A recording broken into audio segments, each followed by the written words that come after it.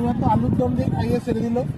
Mutton হওয়ার কথা ছিল, কেননা পিএইচডি পাস করেছে। এ ভাই বলিস না ভাই, পিএইচডি না আচ্ছা মুখে পাঠিয়ে দিচ্ছে নেট ক্লিয়ার হয়ে যায় নেট ক্লিয়ার হয় ওই তো যাহাই পেয়ারা তাহাই আপেল ফোকসের আন্ডারে করছিস না?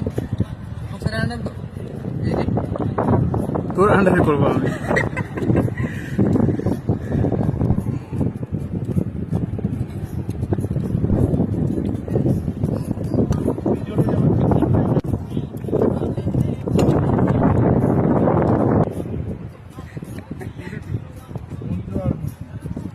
সুদের মুচি